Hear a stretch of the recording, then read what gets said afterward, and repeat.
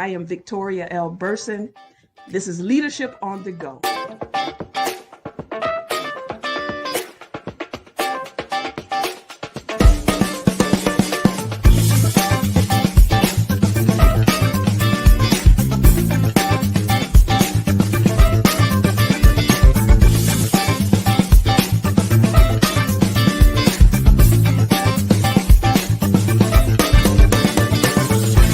Leadership is not always preparedness for the unknown, but it is tapping into the unknown prepared.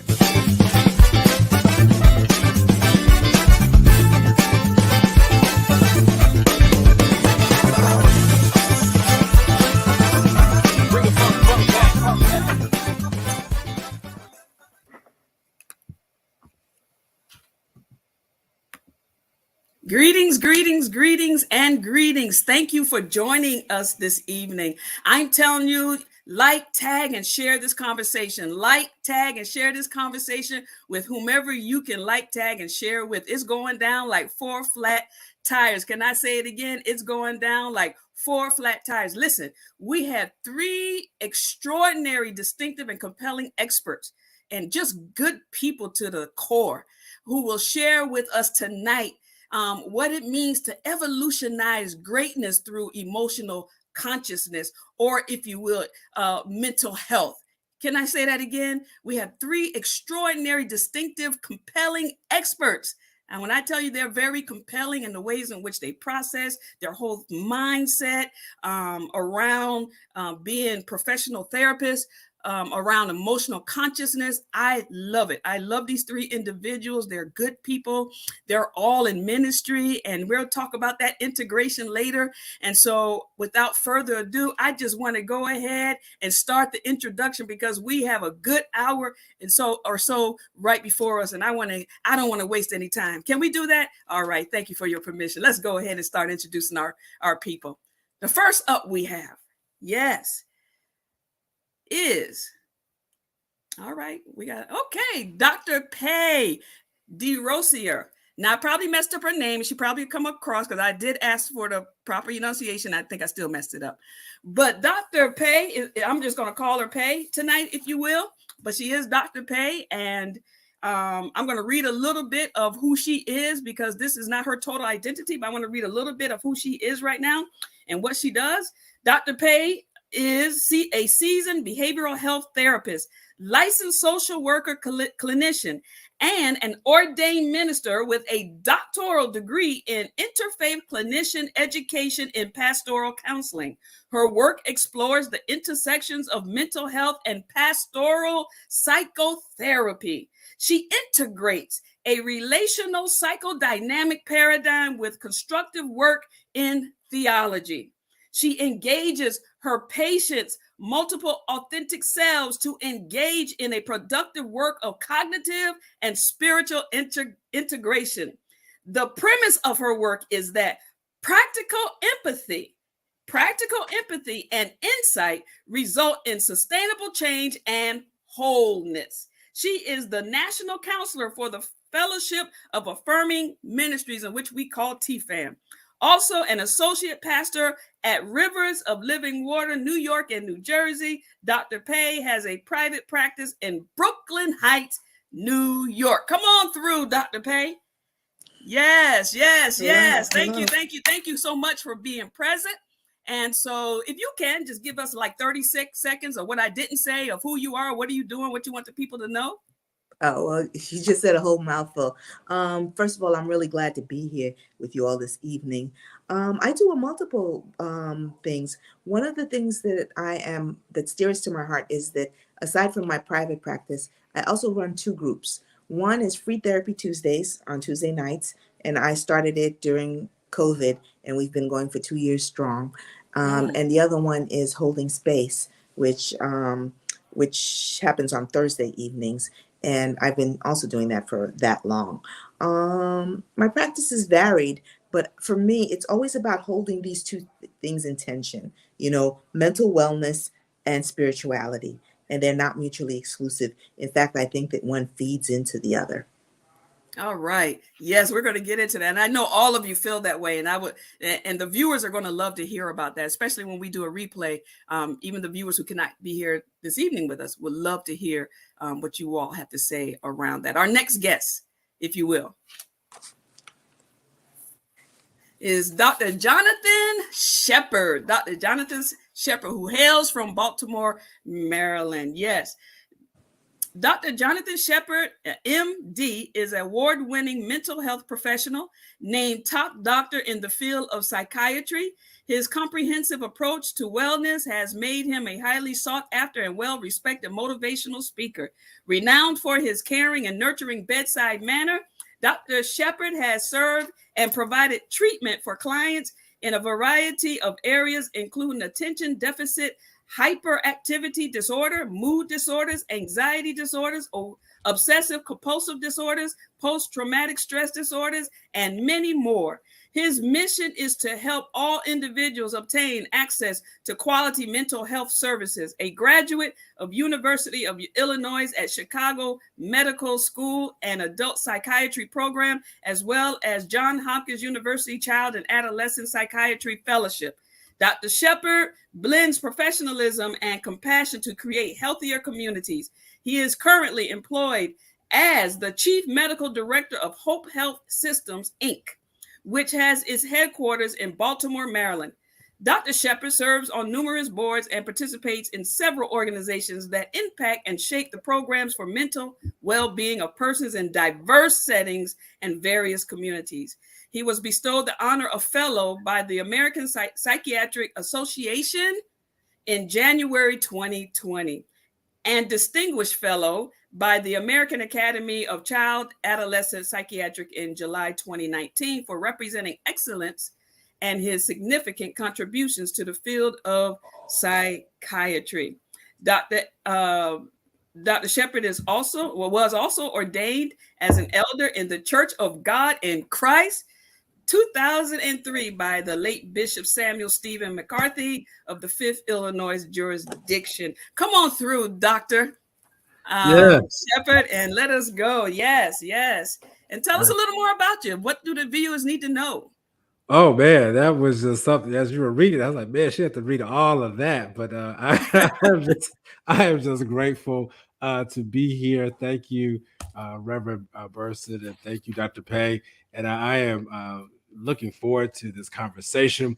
What else should you know about me? I am a Black male who is an uncle, who is a friend, a son.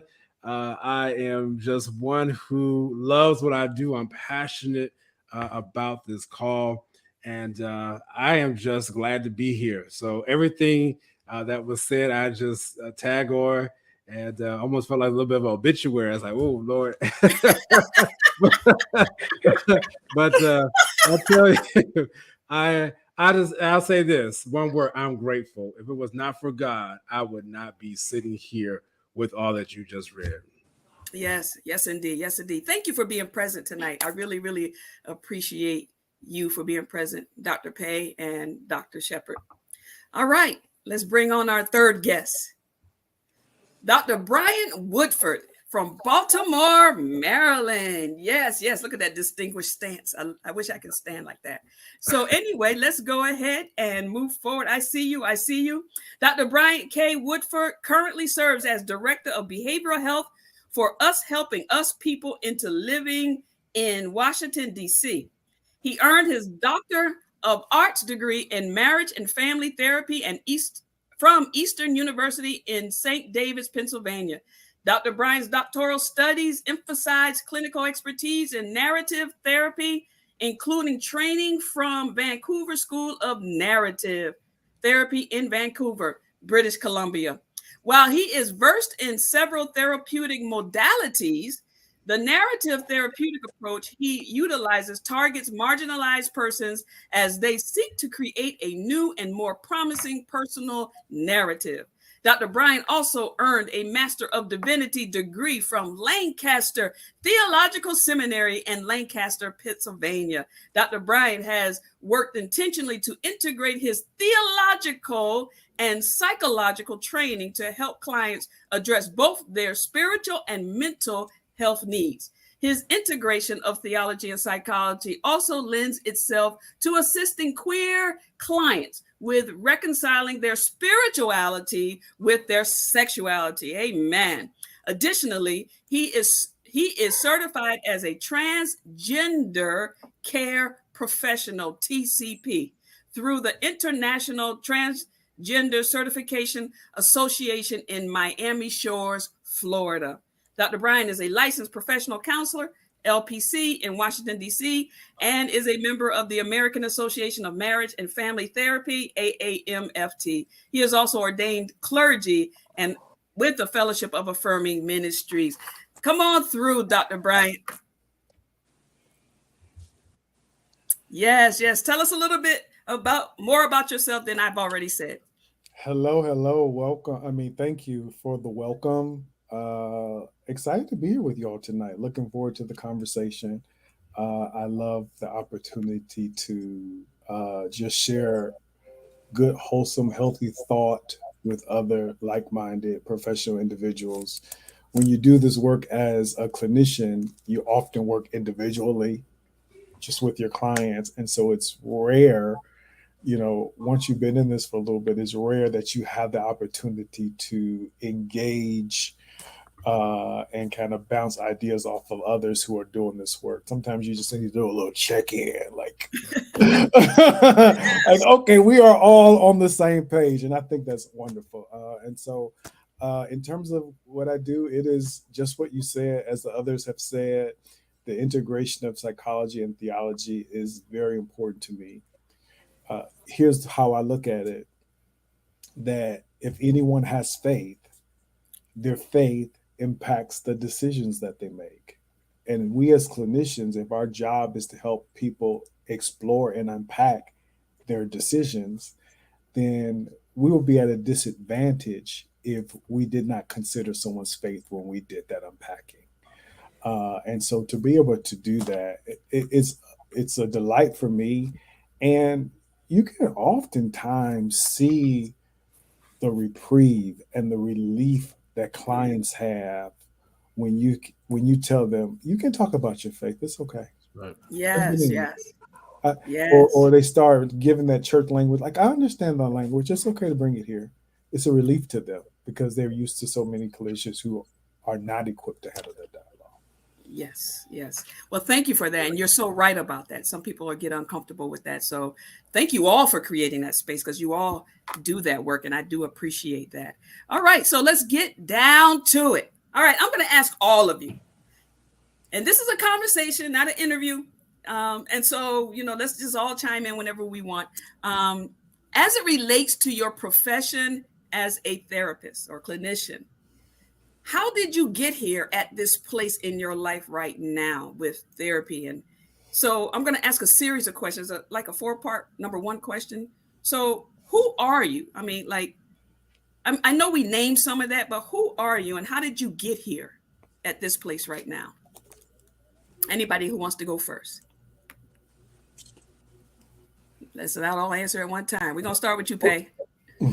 Oh, okay.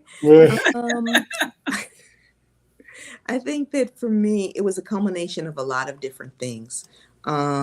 Certainly,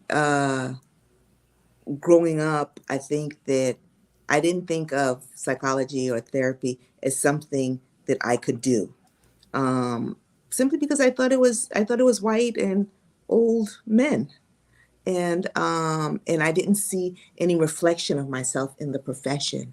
And I actually went into economics and then went into social work, simply because my own career was at a crossroad.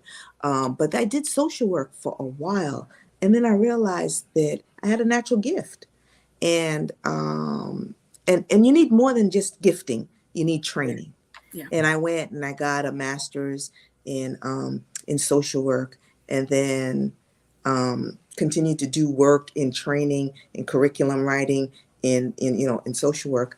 And it sort of evolved into therapy, because I worked on a doctorate. It was very strange because I went to a Jewish seminary, and got a doctorate in clinical counseling and pastoral counseling, which is something that they don't usually do, but the program was really compelling. But I think that for me, the thing was that I understood social work is really hands-on. It's about problem solving. It's about crisis management. But once you do that, before the crisis, there's, there are needs and there are different things going on. And I needed to work in a medium that allowed me with a different approach. And once I started doing therapy and counseling for a while, I realized that there was such a huge spiritual need. And for a lot of people, their spirituality, and it's not religion per se, because people have different walks and different faith walks, but that was a source of strength for them. So my training in social work has always trained me to look and to help people and be able to identify what their strengths were. So it wasn't me identifying their strengths, it was them identifying their strengths. And then I realized, oh my goodness, what a melding that would be to be able to help people and to have people help themselves in the place where they felt the most powerful. Oh, thank you for that. I appreciate that. Thank you. Good. So how did I get here? Yeah. I have to ask myself, to be honest with you, because I knew I wanted to be a physician, but I didn't know that I wanted to be a psychiatrist. That was not the plan when I went into medical school. I was planning to become a pediatrician. So I knew I wanted to work with children, and I did a fellowship, or actually it's called an internship, after my first year of medical school in child and adolescent psychiatry. I got to it because it was a free trip to Hawaii at the end of the internship. Tell the truth. That's why I did it. And so as I was working with the psychiatrist, I'll be honest with you, I thought most people who were in mental health needed a psychiatrist themselves. Weird. I don't want to have nothing to do with them. And this guy, he kind of fit that particular appearance and stereotype. But it was amazing, though, as I worked with him on the west side of Chicago, was a particular project we were working on. It was dealing with safe zones and how churches were actually the center of these safe zones. And so at the time, I was working with youth ministry there in Chicago. And I started seeing patients who had sexually assaulted children. And the one that blows my mind, and which really helped me to get to where I am today, is I saw a 7-year-old boy who had been sexually assaulted. And so we were going to meet the offender. And believe it or not, the offender walked in. It was a 9-year-old boy. I would never forget that. And it's like seared in my head. And this is coming almost 20 some plus years now. And still, I can remember that scene. And that's what really provoked me to say, I'm still work with children, but I need to work with children who have mental health disorders. And I had to fight through a lot of stigma within the church. My classmates called me crazy. They said, why would you come to medical school to become a psychiatrist? And I tell you, to this day, I'm just going to cut right to the end of the chase. My colleagues come back to me now and said, you know what? You made the wrong move. I'm sorry, you made the right move. We made the wrong move. And they come and literally, I see on social media almost every week now, friends are asking me different questions on how to be able to maintain their own mental health. And so that's how I got to where I am. A whole lot of other bumps in the road. We might talk about it later, but that's how I got to where I am today. Thank you for sharing that. Thank you for sharing that story too. Brian? And like the others, it's a very personal journey, right? I was in undergrad when I experienced what I consider my call into ministry. And along with that, it was my belief that ministry would be full time for me.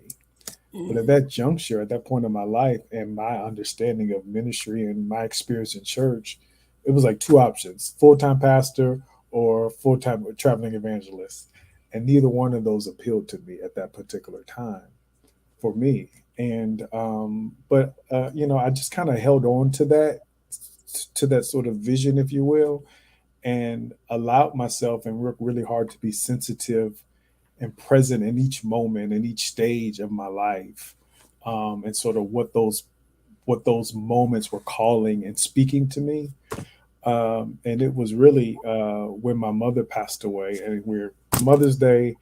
And my mother actually passed away in the month of May, just about a week after Mother's Day. And so it's been almost 2 decades since that time. But that was what started me in my own mental health journey. And as a person, as a clergyman at that time, and as a Black clergyman, and as a closeted clergyman, Yeah. I went in therapy in secret.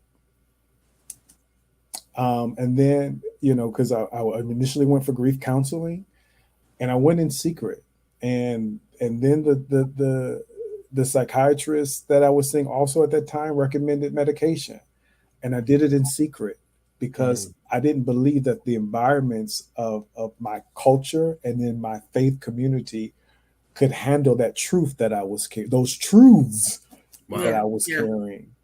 And it was through that own experience, that my own experience, where I really wanted to provide a safe space for people who were like me, literally, who were going through it like I was. And I also believe in the other personal part of my journey is, I can say this now, I could not say it then, but my mom died at a relatively young age. And because I'm young, and she died almost 20 years ago. Then of course she was young, right?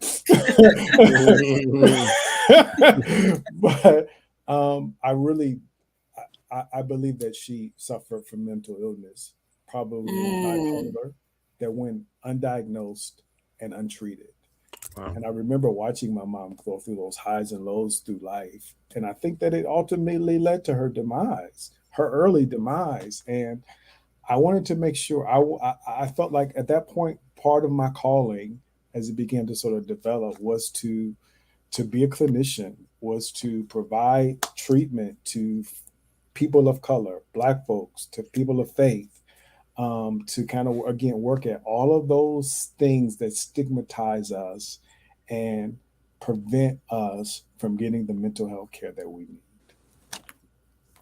Thank you so much for that. As all of you were talking, and particularly Brian, you just mentioned something that I'm going to shift a little bit. I feel the Spirit of God shifting me in this conversation a little bit. I was going to ask a lot of personal questions. We might get back to that, but I think you guys kind of like said a lot already about what's going on in your world and how did you get here, and we'll get to how you're moving forward and all that stuff. But I want to get straight into the conversation around. You just mentioned it. This whole stigma. This whole idea around stigma, particularly with, and I'm just going to say, I'm going to name it, particularly with believers, followers of Christ, Christians. And so why such a stigma around mental health, particularly in the Black community? I don't care who goes first. Why such a stigma? We still have the stigma, even post-COVID. We still got people that won't go to therapy. Yeah, it's shameful to say that. I'll just try to chime in and give us a couple nuggets real quick.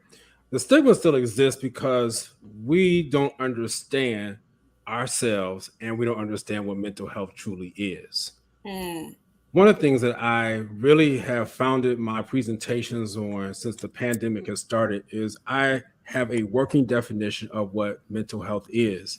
It was given to us by the World Health Organization, and I just took it and I just shepherdized it, or whatever you want to say.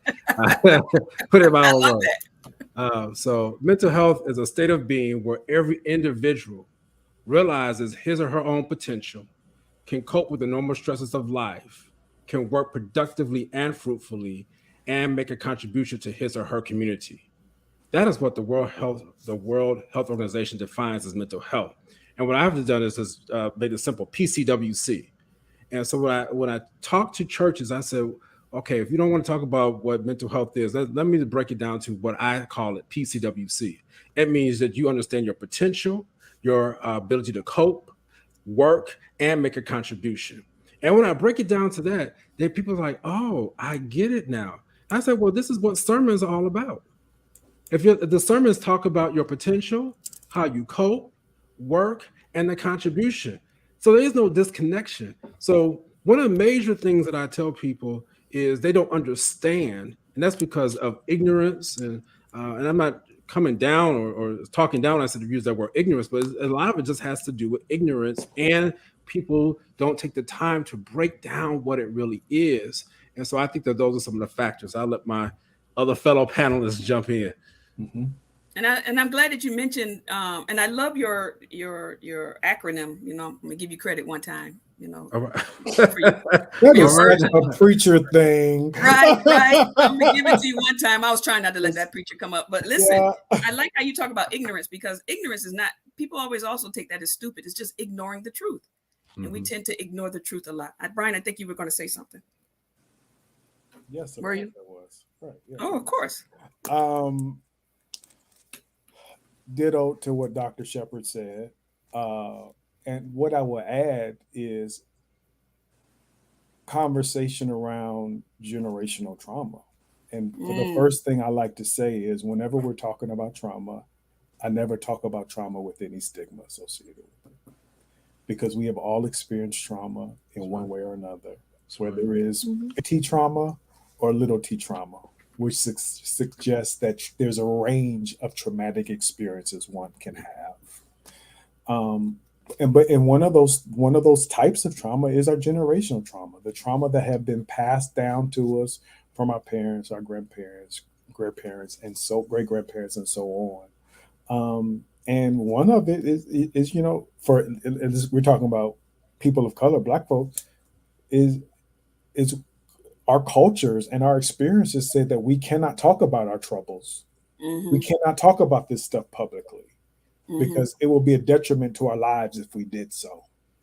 And the caveat, I guess the irony in that, it is still detrimental to our lives if we don't talk about it. Right. A strange dichotomy, but that those cycles have been passed down to us, and some of it we haven't questioned. Some of us have, some of us have not, and we just have come to what goes on in this house stays in this house, and we sweep it under the rug. We don't air out our dirty laundry, and those types of things isolate us.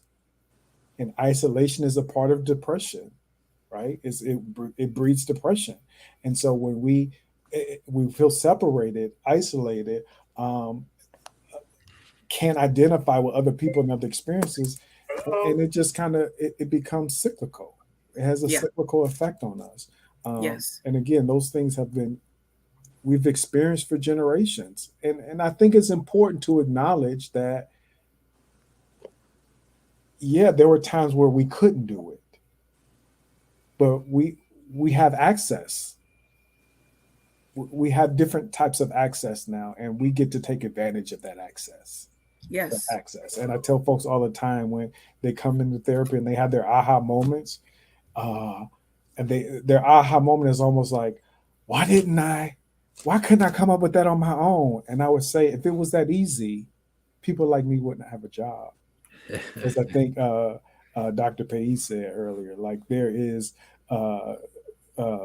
training that is required in this, and if it was that easy, this profession would not exist. So it's okay to need some help. Absolutely. You want to chime in, Pei? Yeah. I just wanted to say that the thing with stigma is that it's about fear, and it focuses on our greatest fear, right? So our greatest fear when we think of mental health is mental illness, and not just mental illness, the ones that are calm, but the ones that are showy and the ones that are dramatic, right? And it rings a core of fear in all of us. Like, could that be me? Okay. And that's the fear that, that makes people distance themselves. If you think of mental health as a continuum, certainly mental illness is part of it, but so is mental health. And if you go further, so is mental wellness. Right. And if you think about it in that way, all of us can find a way where we could be better and healthier on that continuum.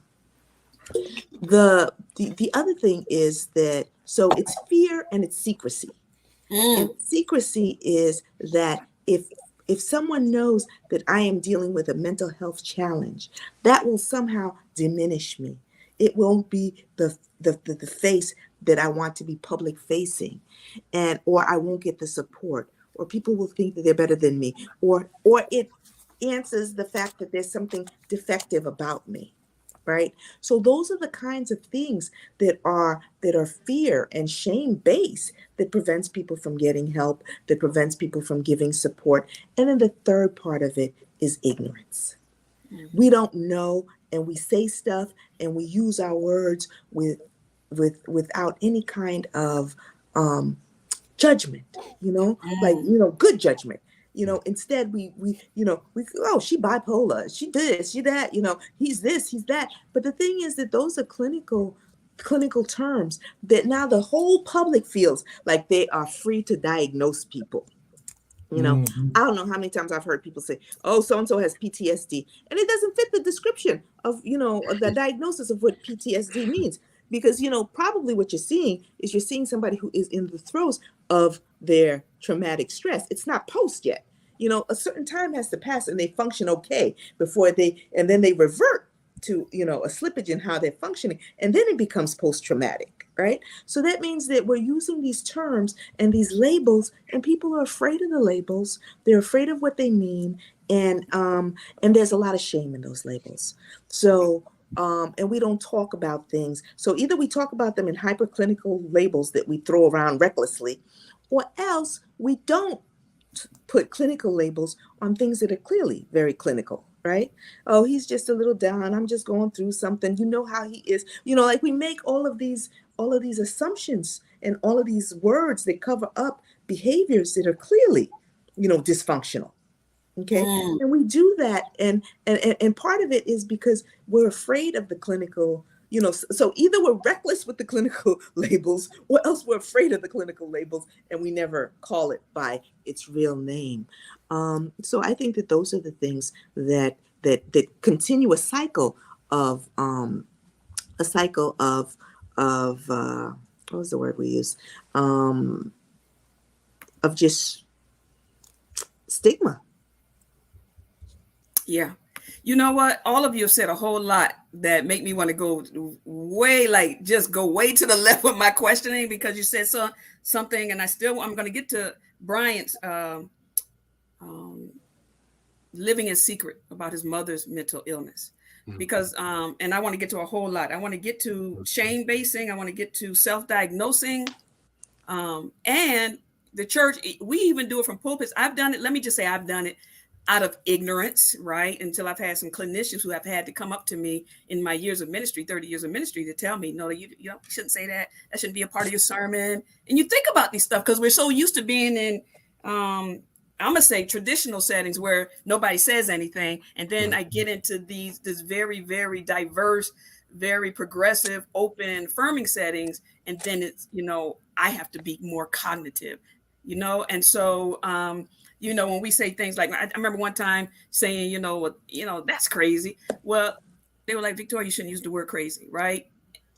How I meant it was not to offend, but it still offends, that intent versus impact. So tell me, and then this whole notion around terms.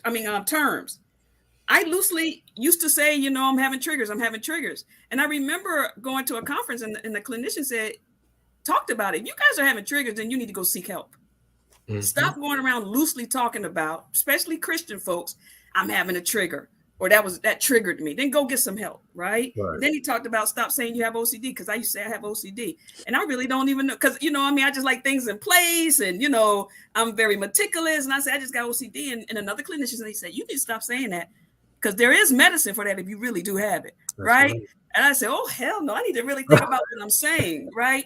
And so I think I want to have conversations. We need to have conversations around that, but I want to still talk about the stigmas and the self-diagnosing, right? I know people now that are self-diagnosing their kids or themselves or their parents. Tell me the dangers of doing that. What is the dangers of particularly children, the dangers of self-diagnosing your children and not getting them properly tested or properly, or even your parent, because she's older. And first thing we want to say is she must have what?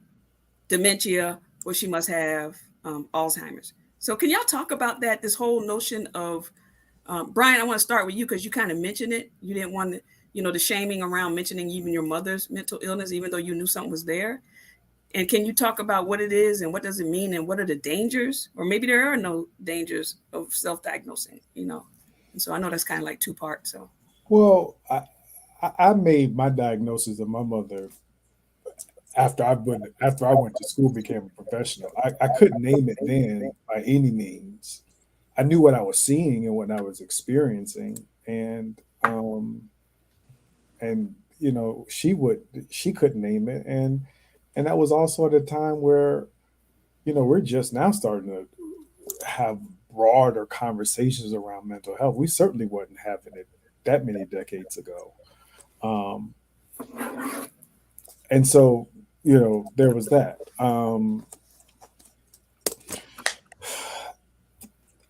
The necessity of it to have that conversation, again, being willing to have that conversation got me in the seat that I'm sitting today, where I get to help destigmatize mental illness and work one-on-one, groups, whatever, families, with doing this work and caring for people through that process. The care that we provide is essential to even opening up that dialogue. When we talk about doing the work of a therapist, what the first thing that we talk about is how we build therapeutic alliance. How do we get people to trust us to do what we do? Right? That people have already come in and they heard on Dr. Phil or Iyanla talk about this. So, they make their self-diagnosis based on some of those things that they have seen on television or social media, et cetera. And not to say that those aren't valid conversations that they observed, but taking it on, it takes the work of a professional. And so when someone comes to my office with their diagnosis, they're self-diagnosing, the first thing I ask, how did you get that? What help me understand it? What is it? I'm completely oblivious to this diagnosis that you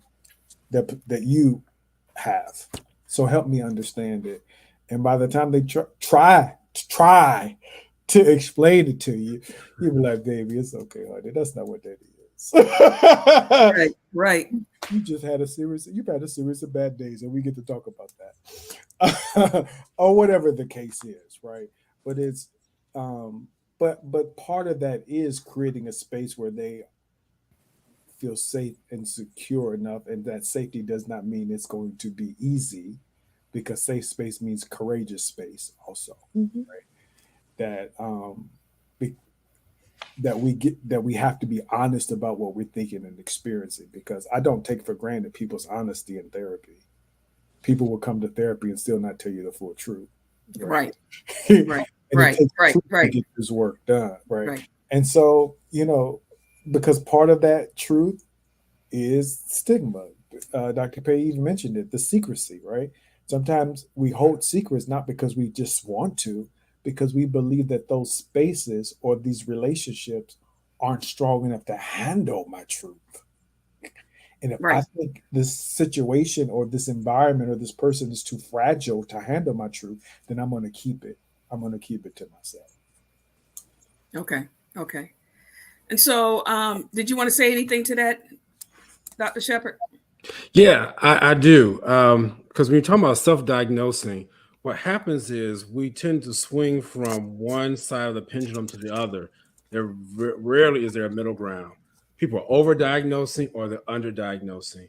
And I'm glad you mentioned that for children, since that is my area that I specialize in.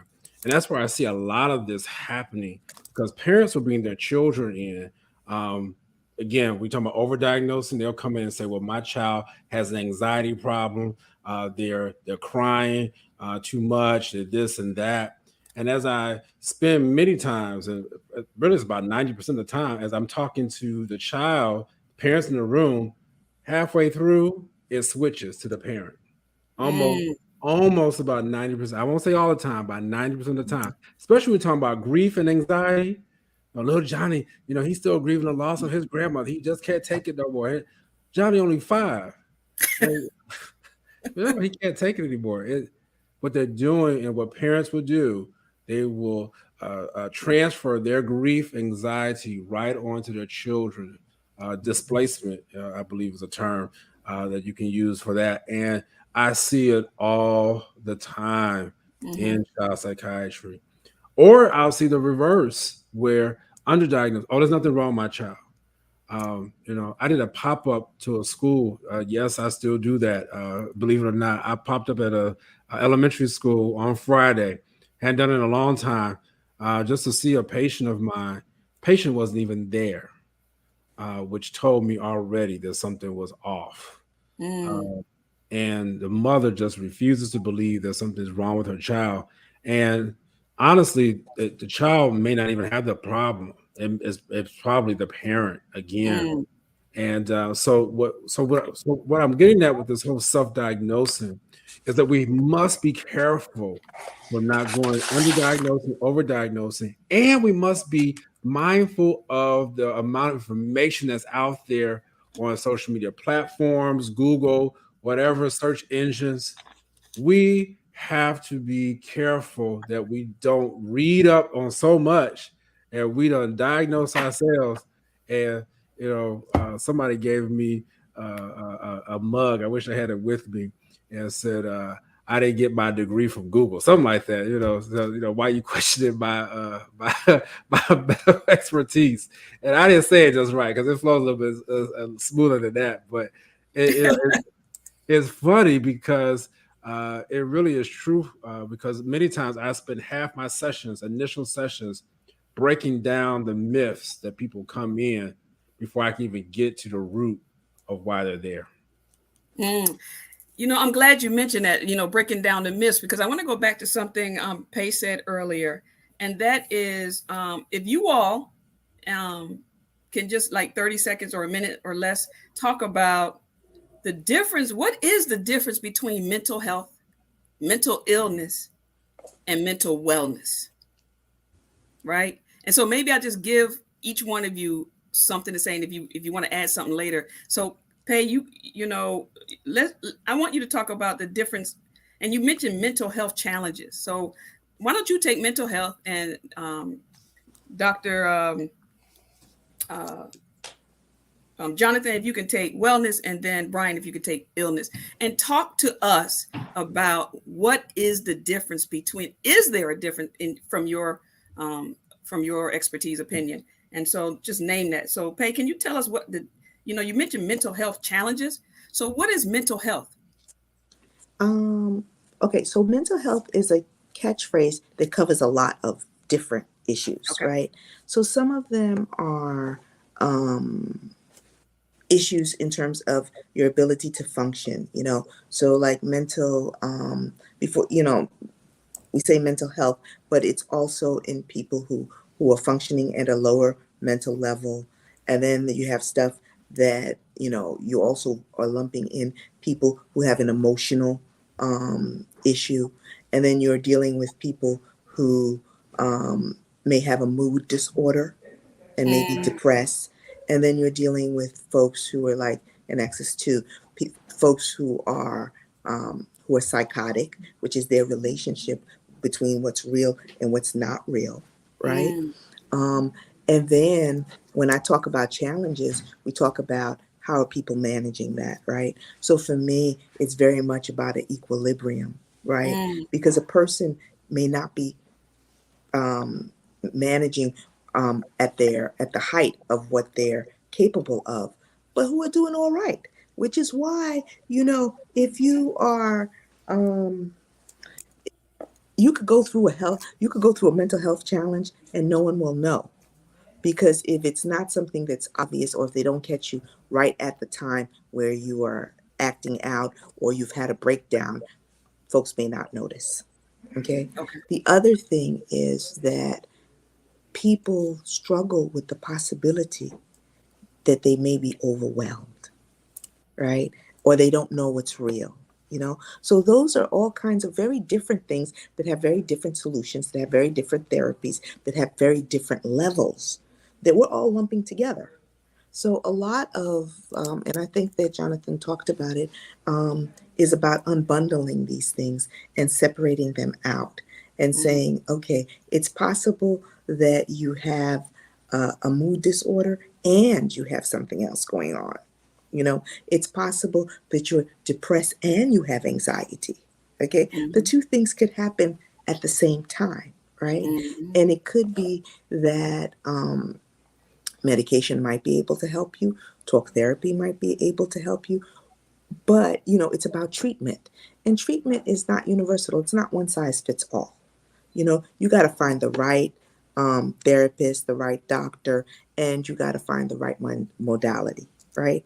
And you know, I know that we were saying earlier how people have a tendency to overdiagnose or underdiagnose, but sometimes what's real too is that there's misdiagnosis. You totally didn't hit the ball anywhere. You know, professionals can miss it and drop the ball. Absolutely. So That's true. definitely, regular folk can totally miss it. You know, Yeah. because things can look like each other. That's right. You know, when we look at the DSM, you know, it can tell you that, you know, 2 and 5 make 7, you know, 1 and 6 make 7, 3 and 4 make 7, you know, like it could be a whole thing. So it's, you know, and then it's the crux, right? Because every one of us has felt the sense of being out of control or being depressed or feeling anxious at one point or another. So it's the degree, it's how much and for how long. That's the equation. That's real. You know, That's if real. your mama just died, I expect you to be sad. You are not out of context or, you know, or out of pocket because you're grieving. Okay. But if your mama died 10 years ago and it feels like just yesterday, something in you has not healed and you have not been able to move on. Okay. And you know, and the other thing too is that things like grieving and stuff, it really is a scale. Because you could find somebody, if somebody is already depressive, then anything that happens in their life is going to be like, oh, you know? And if somebody isn't, then the way that they deal with things is kind of different, you know? Yeah. So it's really about being really gentle with the person who comes in front of you and looking at them as an individual and not as a textbook case. I have not seen any textbook cases. I was like, either they need to train us with bigger textbooks or have much more diversity in the textbooks because no one comes that way. Okay. Thank you for that. I appreciate that. Jonathan? Yeah. So mental wellness, I put it there in the comments. Check your PCWC. It's really on a continuum. If you want to know what mental wellness is about, that means you understand your potential. That means you know the untapped skills and possibilities that lie within you. The cope means that you are able to overcome your challenges successfully. And then work means that you are working for a particular outcome. And that outcome is something that produces fruit. And then contribution, that means that you have somehow made an end product. And that's how we know that you're working well mentally and emotionally. Okay. Bryant? Well said. Mental illness. I will use what you said a little bit earlier, Victoria, when you talked about saying things in the pulpit or saying things like I'm OCD, right? OCD, mental illness, things that we can find in the DSM, the Diagnostic Statistical Manual, right?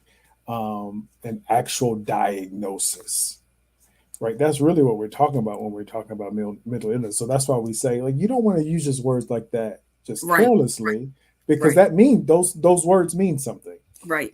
Those words are taken seriously because it's a diagnosis. We're diagnosing someone's mental illness. And to Dr. Pay's point earlier, talking about misdiagnosing, it takes time to sometimes to understand these things, because before we diagnose, we have to rule things out.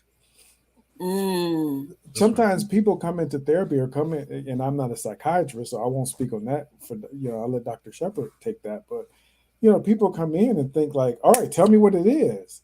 Like we gotta rule some things out before we can just name it. Like you just walked in here. Yeah. We got have some questions to ask. And we also have to be careful how we assess those answers, because people come into our offices and they try to give us scripted responses oftentimes.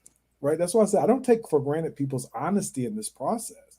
They're trying to figure out what is it you want to hear. What is it?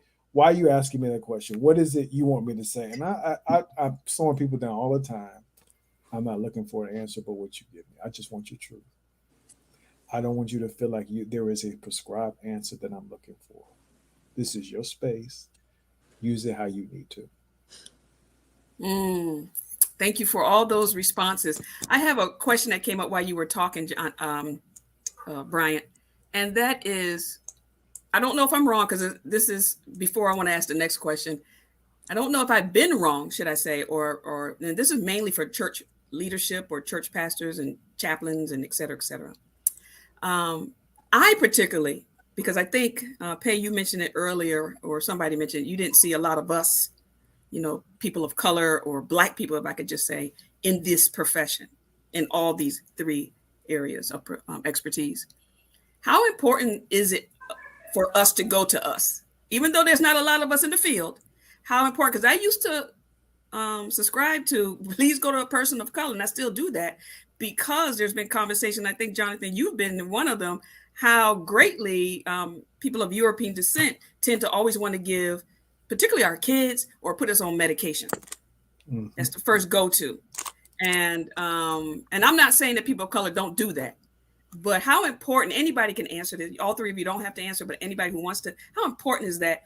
Or is it important? I mean, I think it's important. So just tell me if I've been mistaken. Yeah, I mean, it is important. We want to be with somebody who understands you.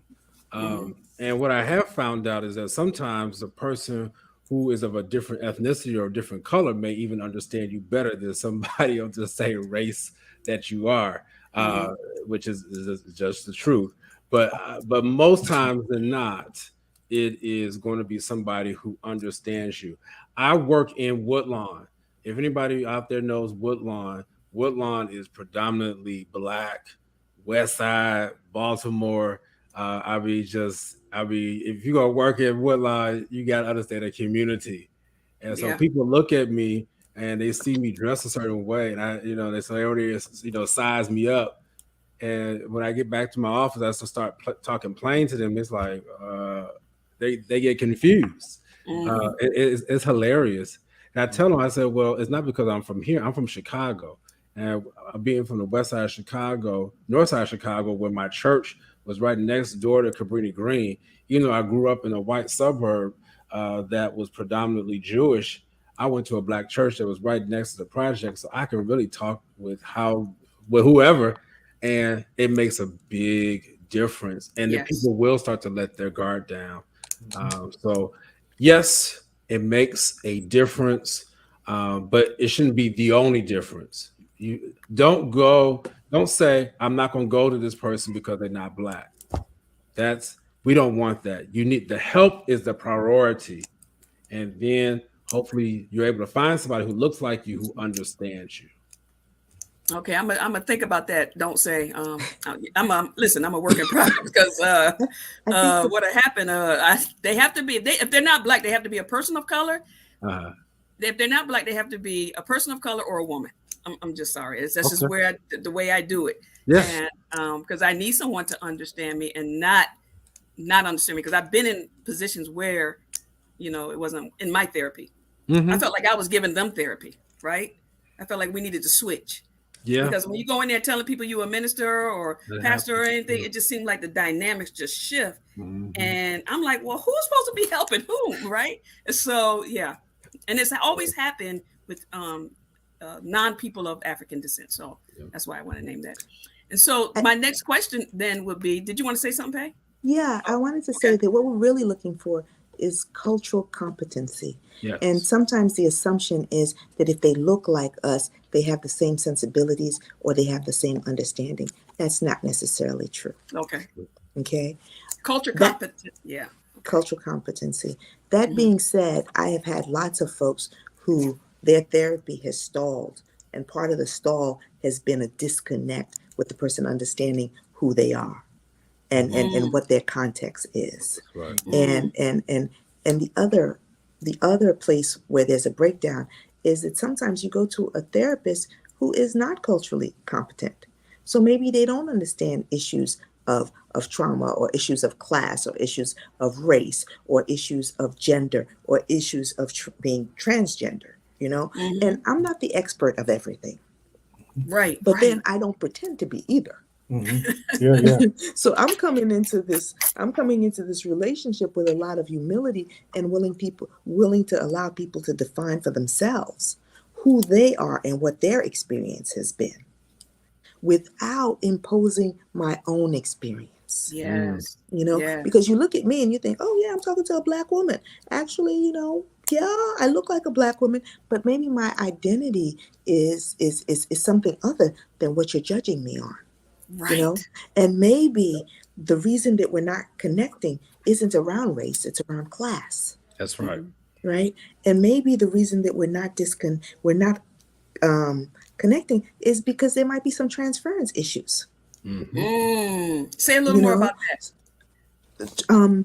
well, transference would be the kinds of things that I look at you and make assumptions, because people come into our offices and we make assumptions. They make assumptions about us, but we make assumptions about them too. That's true. Mhm. And being aware if there's something about them that is triggering me, or if there's something about them that is rubbing me the wrong way, or if I'm over identifying with them, or not identifying with them enough. I'm like, you are just such a crybaby. Like, you ain't been through nothing. Like, how you expect me to use my empathy for you? Like, I'm save this empathy for somebody who really needs it, who's gone through something. But you know that it may not look big to me, but it's huge for the person going through it. That's right. And if they have not gone through as many challenges as I've gone through, I can't then prejudge them and not give a certain weight and a certain value to the challenges that they do have. Okay? Because there's no hierarchy of pain where we decide that this much pain requires, a certain level of empathy and a certain level of, and if I don't think that your pain is enough, then I'm going to ignore you. Or if I think your pain is too much, then I totally don't want to deal with you, and I'm putting up a wall between you and I. Therefore, I'm like, so yeah, you got run over by a truck, and you get no kind of empathy, because I'm like, I can't deal with somebody who's been run over by a truck. Yeah, that's powerful. That's powerful what you just Yeah, said. because it's a didactic relationship. There are lots of Yes. things happening in that context, and it's really about being able to be aware of all of the things that are happening. Because the bottom line is that whether you're a medical doctor, or doing social therapy, whatever, or talk therapy or narrative therapy, it's still a relational relationship. Right. And some relationships work and some don't. Right. Absolutely. You're right about that. So listen, that is powerful. So I'm going to give you all of y'all some questions so that we can move swiftly through our last few minutes. So listen to this carefully. The first question I want to give to, how does your faith or spirituality play an intricate role in therapy? I think that should be for everybody, but we can do 30 seconds or less. How does your faith or spirituality play an intricate role in therapy?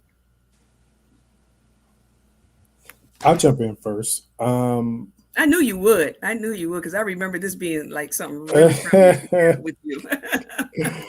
And it's not because I don't like the dead air. I just wanted to, because that's a tool in therapy. I know.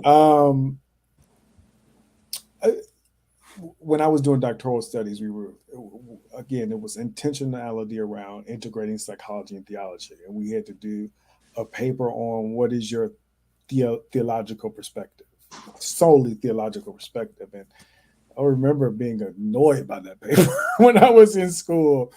But as I began to practice, I began to understand the value or the significance of it. And what does that mean for me? It means that as a person who is a therapist, I have a theological perspective on things.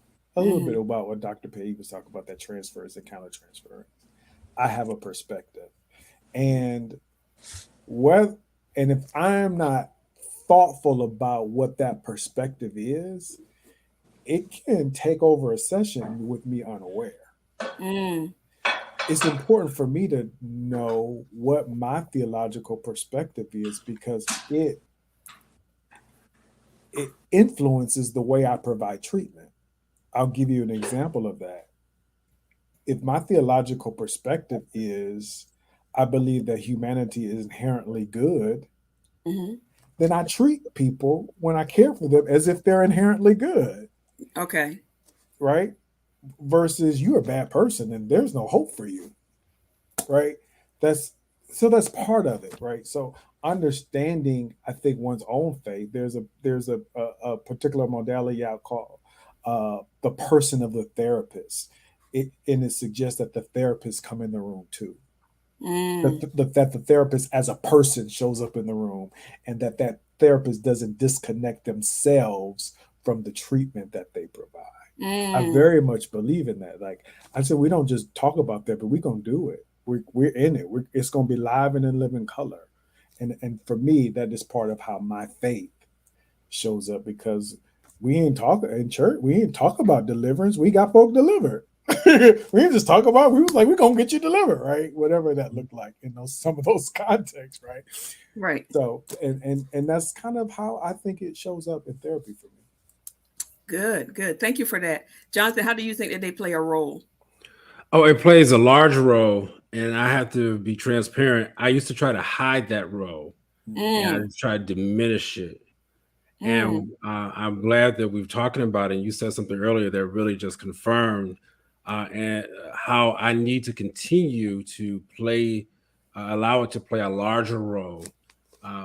But what I'm identifying now is here in Baltimore, because Baltimore is about half the size of Chicago. So a lot of people people know each other here. Yeah. And then especially if you're in psychiatry or mental health, and then you're in the church world, people gonna know who you are. And so people come in and so you can tell they can talk in that language, as Dr. Bryant was saying. And I just allow them to do it now. I used to shy away from it. Mm. When I started to open up the door now and let people talk about it, it makes a huge difference. And depending on where we go, I might even share with them a little bit about what I believe. I do that now because now I'm getting people from my church coming to see me. Mm. And you'll never know who they are. I tell them, like, we in church, don't come up to me. Yeah, Right. I'm Right. like, can Right. Right. Right. you check my Prozac dose? No, don't you do it. Folks will do it. Wait a minute, I'm just, it's interesting. So I even have to sit certain places at church because people will literally come and ask me to do things. It's just something. But Yeah. it plays a large role, just to answer your question, and I'm glad it does. Hey, they let's forget. play. They forget they have to schedule an appointment. Right. Right. We don't. This is not walk up service. Right. Right. I think that, like Jonathan and Dr. Jonathan and Dr. Brian, that my personal faith, what it does is that it shifts the way that I look at people, and they don't have to believe what I believe, but I believe that that they are that they're unique, they're created by God. So then what do you do when you have these unique beings of light who've done terrible, dark things, right? And what that helps me to do is it helps me to remember that the person sitting across from me is not what they've done. Mm. Mm. So that, I don't call it grace, but what it does is that, Carl Rogers, who talked about, unconditional positive regard, he was a pastor, and it sounds like, everybody is, is good to be able to find that good, because sometimes I see good in people that they don't see in themselves. Right? Sometimes I see the ability to do that they don't see in themselves. That's So right. part of what I'm doing is hope therapy, right? You know, it sounds very clinical when you put it in that context, but I think that, you know, in terms of giving people something that they could look forward to or be able to see a different narrative than the one they're accustomed to, because the narrative that you were married to is what got you in the place where you are, and you're stuck. So unless you can begin to see a different narrative, then you can't even begin to envision moving out of the space that you're in to another space that may be a healthier space. So I don't preach my religion to people, but I certainly use the principles that are life-giving to people. And some of the stuff, some of those stuff I see is clearly, you know, mental health or clearly clinical, but some of it is spiritual, you know. And I would use the words of Christ, the words of Buddha, the words of, you know, whatever that gives them life, and use the context and the tools of their own faith to help them Absolutely. to go ahead and to heal. Absolutely. Thank you for that. And so I appreciate that. So my next question is going to get a little deeper, and I want to shoot this one to Dr. Jonathan. And that is, we talked about the integral role that spirituality plays with therapy. Now let's talk about how has religion or the church interrupted therapy. Woo! I know that's powerful. Come on, Dr. J. How has religion or the church interrupted therapy? Oh, absolutely. They've interrupted it. They've almost crushed it if they could have their way. Some of them. And I'll just say this. One of the things I've learned in my studies, working with my mentor, is how to be able to break it down real quickly. People need to understand that if you're going to be a believer, you need to have what I call the Trinity method, the Trinity approach, 3 in 1. You need to have a savior, all right, Jesus Christ. You need to have a pastor that will feed you. Please don't forget that, because many times we forget that person. I hear Yes. people, you need Jesus and a therapist. No, you don't. You need a pastor who will feed you with knowledge and wisdom, as the Bible says in Jeremiah. And then number 3, then you need a mental health professional. And so you said, well, how has religion interrupted? Because I know where I'm at. What's happened is religion has tried to make these 3 be at odds with each other, and it is a lie. All right.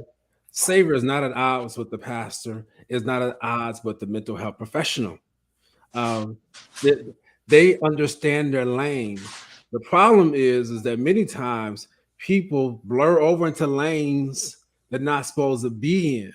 And so they start driving, and that's when you have accidents. When you cross over to my lane, that's when we have a head-on collision or side collision.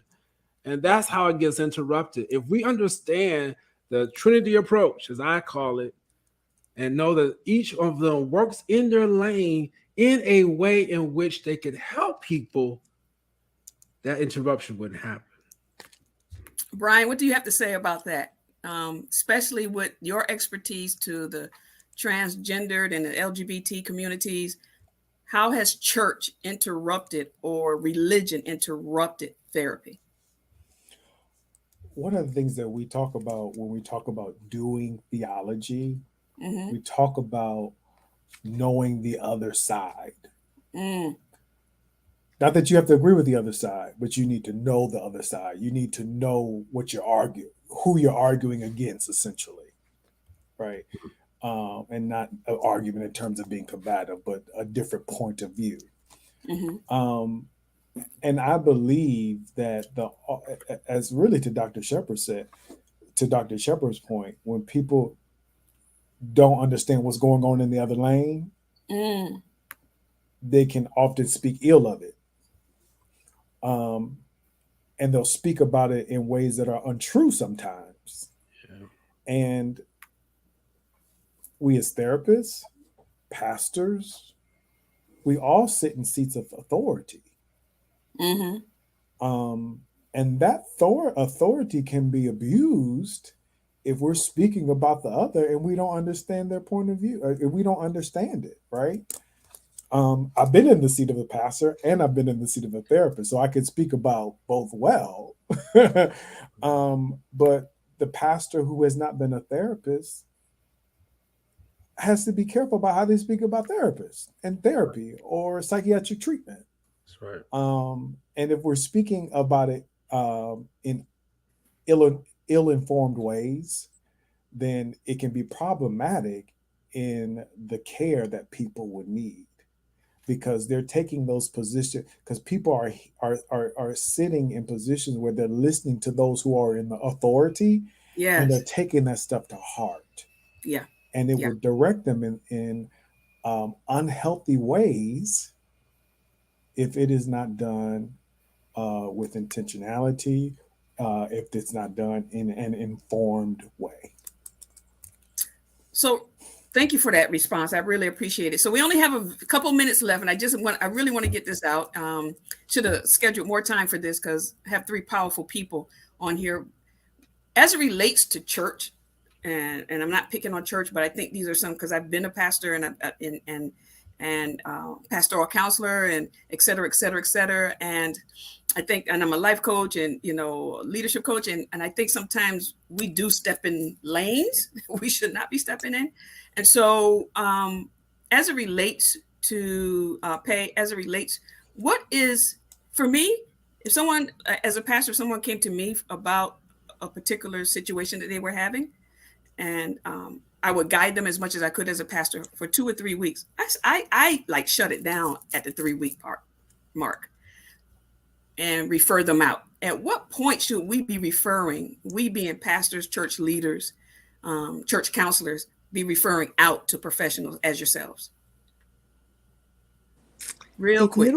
If you don't have the time to meet with that person once a week or several times a week for an hour, because your calling requires that you do other stuff, then that would be a good thing to refer out. If you don't have the bandwidth, or if you don't have the training to be able to work and go in deep with the person.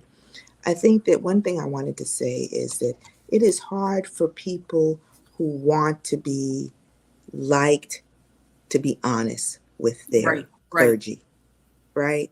Because the clergy sort of stands in for God and all of the judgment. And we know that religion has done a lot of good, but it's done some harm too, and sometimes you can't get your healing from the same place where you got hurt, and sometimes you need to be able to allow, I've had the benefit of being with clergy that understood that my role was different than their role, and that they needed both, and that they needed all of us to be able to work together.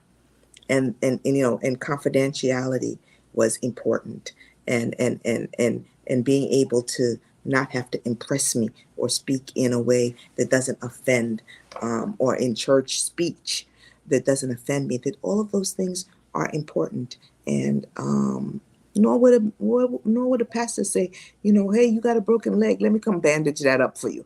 They wouldn't do that. They'd be like, oh, you have a broken leg, let me call 911 and get somebody to come bandage that for you. You got to know what you can do and what you can, because sometimes help is pointing them in the right direction.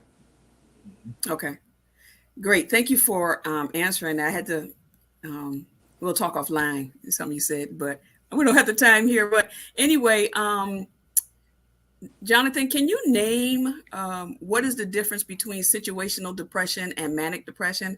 Because earlier, I've heard it throughout this whole conversation, the main thing people diagnose themselves with is, and when we all do it, I'm depressed, or I have situational depression, or I have manic depression, which we know is a form of bipolar. Can you just briefly tell us the difference between those, if you can? Yeah. So what I'm going to do, I'm going to just do it according to a continuum. I speak about this often. So on my left, and however it's showing up on your screen, is what we call distress. Everyone has distress. If you are alive, well, human being, whatever, you're going to have distress. We all have distress. What happens is you will continue on in life on this journey, and different hits will happen, and you will get distressed. But if you stay distressed for too long, you will hit a destination called disorder. Everybody Mm, is not disordered, but everybody is distressed. And so the difference between distress and disorder is disorder means you're unable to function properly, inability to operate properly. And that's where, when you look at situational depression, many people are distressed, but they're not necessarily disorder. And it could become, again, situational depression could become major depressive disorder. It just depends. But what I'm hearing when I hear people say that, many of them are not major depressive disorder. Many of them are just distressed. The spouse just cursed them out on the way to church. They just had a fight with their kids. They just knocked each other around and blah this, yeah. this. And now the sermon's going, oh, I feel so bad. I'm situational depressed. And it's just, and I'm not making fun, but that's exactly what I hear a whole Right. lot of. Right. Me too. Yeah. That is not depression. Okay. And I tell people you don't want to be depressed because it hurts. Manic depression is a disorder. That is a true disorder. It's an old school term. It's bipolar disorder. They say manic depressive. And so a lot of folks don't realize that that's a real old school term. It's bipolar disorder. And most of our folks are not bipolar disorder. It's only a small percentage of people who are truly bipolar. So we want to make sure you get truly diagnosed. Just because you flip your script or you change your mind frequently don't mean that you're bipolar. I hate that, So I'm gonna stop right there. Okay. Thank you for that. And thank you for explaining the difference, because I hear, these terms a lot, and I wanted our viewers to see what these different terms mean. Brian, can you we talked about this before. And I like how you talk about how anxiety, because, I was diagnosed with anxiety some years ago, right before undergrad school. And I always got stressed with tests. But, you talked about how anxiety will lead you to a rabbit hole or something like that. Can you talk to us briefly about, in a few seconds, about anxiety? Yes, and based upon our previous conversation, I'll be specific about what you're asking. Um, and this is one part of anxiety that I like to talk about, because there is a healthy amount of anxiety that we can experience. Mm-hmm. But oftentimes, one of the things that anxiety does is moves us out of the present, which is what we know, and moves us into the future, which is what we don't know. Mhm. And the reason why it can have such a field day with us in the future is because there are endless possibilities in the future. And so anxiety takes us from one thing to another thing to another. And what if this? And what if that? Oh, and that could happen. And it's just like it can be an endless cycle. Okay. And so sometimes the work of managing that is to get us out of the future and bring us back to the present. And so there are a different number of coping mechanisms that we'll employ in order to help individuals do that. I love that. I love that. Thank you so much. To Mhm. get us out of the future, because I'm always thinking ahead, and I love you. You kind of saved me, because I had to come get back to the You have to present, bring it right, back. with Mhm. myself and align myself with the present, because I'm so futuristic as a visionary. So whoever wants to, can you uh, share with us, each of you, in your different expertise and your thought process and your mindset around your expertise? Tell us briefly how those who are dealing with mental awareness, any form of mental awareness, whether it be mental health or mental illness, mental wellness, how can we best serve ourselves amid diagnoses, right? How can we still live our better self, or live our best life amid a diagnosis? And I don't care who goes first. Real briefly. Diagnosis is not you. I'll say that. That's good. Uh, we have to be careful when we speak about illnesses, and I am guilty of this, especially when people say about cancer and other things. They literally almost take on the persona of the illness. Mm-hmm. Um, I am depressed, or it's just we got to be very careful, and we talked about it already throughout the show, of what we speak on ourselves, or speak about ourselves, or speak over ourselves. So how do you do that? Number one, recognize you are not the illness. The illness is not you. That's very important. You are still the person that God created. There's an illness that may have attached itself to you for whatever reason, and let's get the help. And that's the second part. You can get help for the diagnosis. That help is available, and you just got to seek it out. And then not just seek it out, you got to walk out the steps of the treatment. That's good. That's good. Seek it and walk out the steps. Anybody else have anything to say around that? Yeah, I'll jump in. A little bit about how that faith and religion impacts diagnoses, right?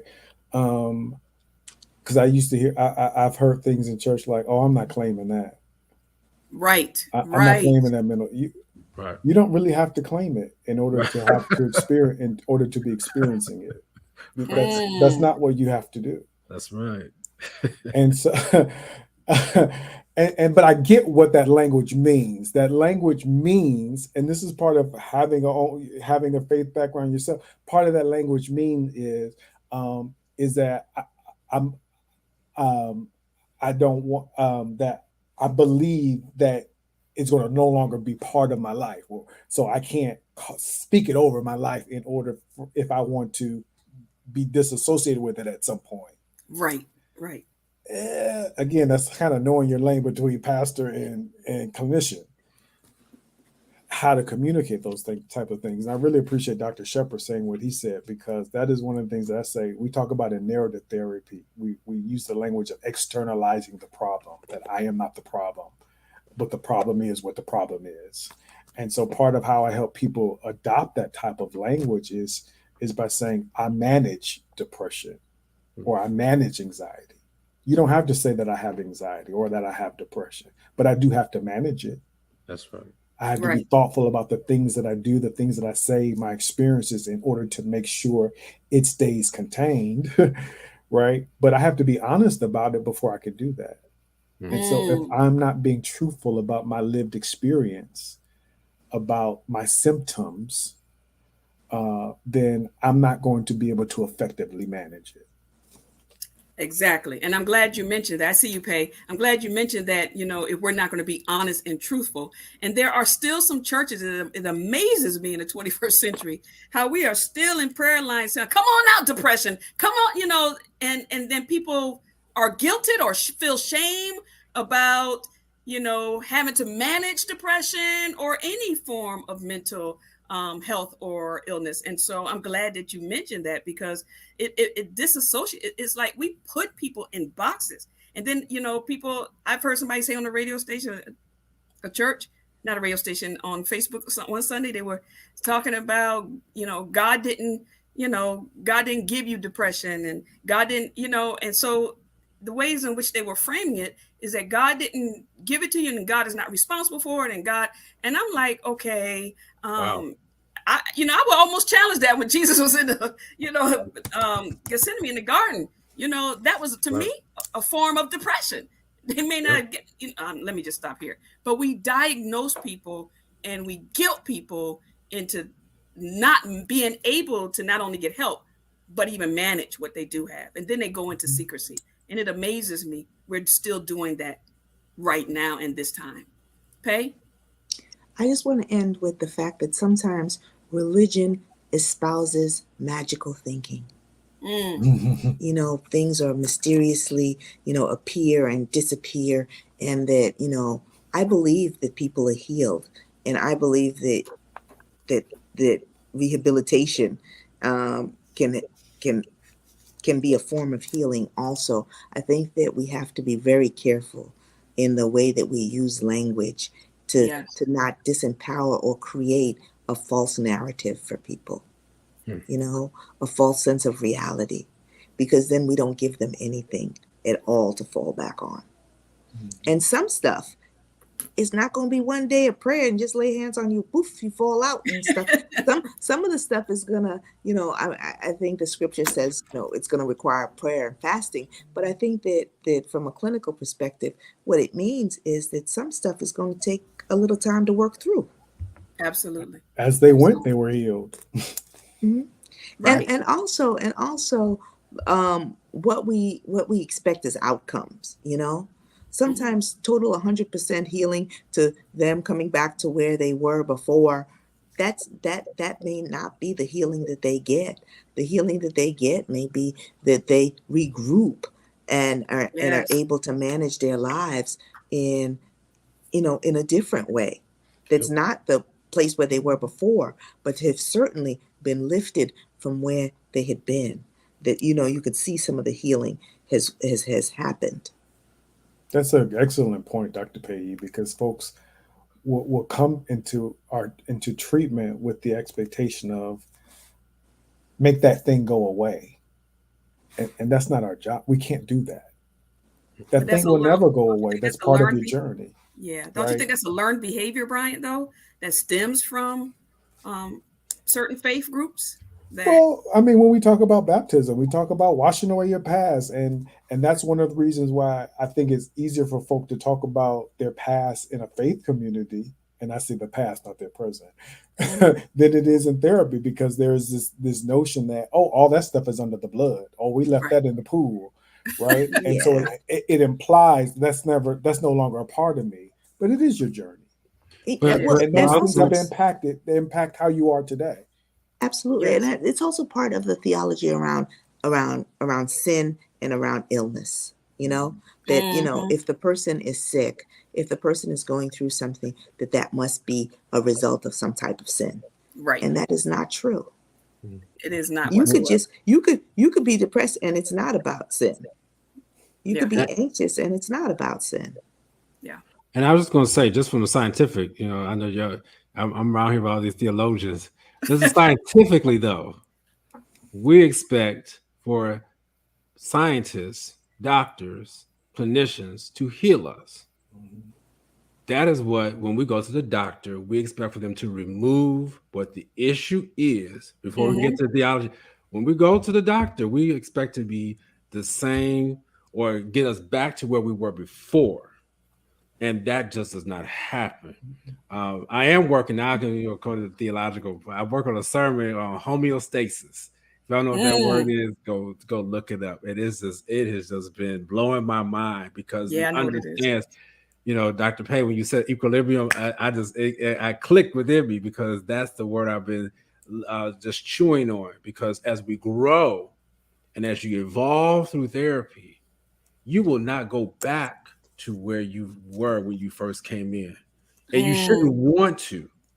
But people, I'm telling you, people expect for that to happen, and theologically, yes, but even scientifically, yes. When you go to the surgeon, you expect for that person to take that thing out so you can be back to normal, back to where you used to be. How dare you? You can't. It's like asking to go back to when you were 20. Yeah.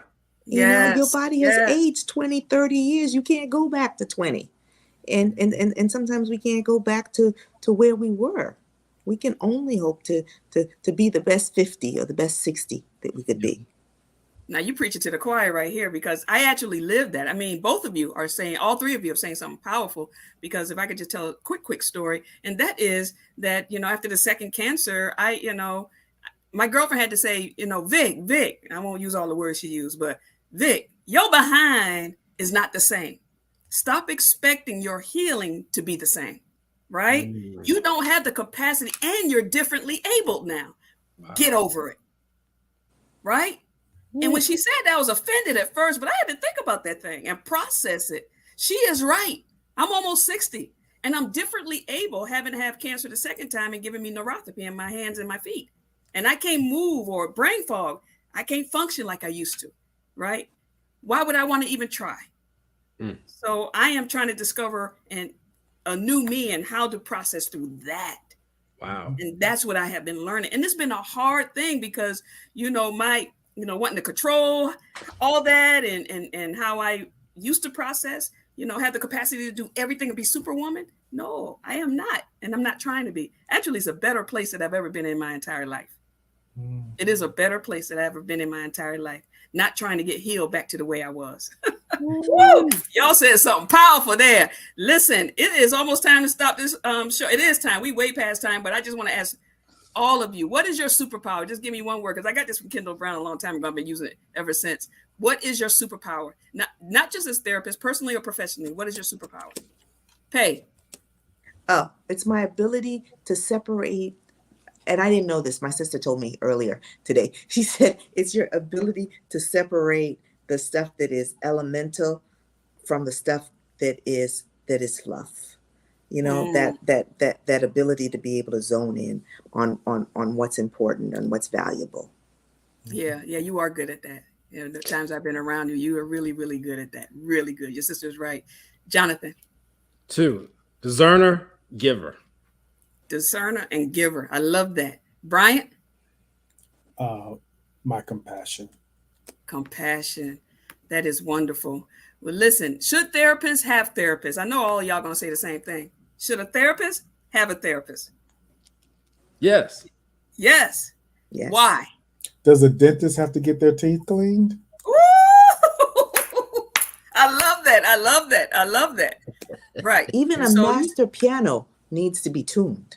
Ooh, I like y'all stroking it tonight. I'm loving all of this. You're getting credit one time. That's a preacher thing. But listen, I appreciate you all being present. Please stay on and even after we get off. But thank you for being present. Thank you for your expertise. Thank you for your willingness and your kindness to want to do this and give people tools from this conversation, because it definitely will give people tools to put in their hands and really process the ways in which it'll give leaders tools. It'll give viewers who don't consider themselves leaders. I think everybody's a leader, but it give people tools. And I thank you for putting the tools in our hand. I thank you for being present.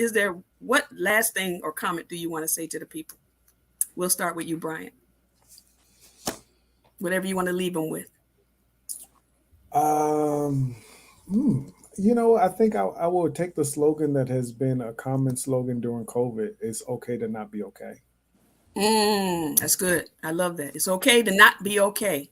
Yeah. It's okay not to be okay. Listen, y'all, I'm just saying, y'all talking to me tonight.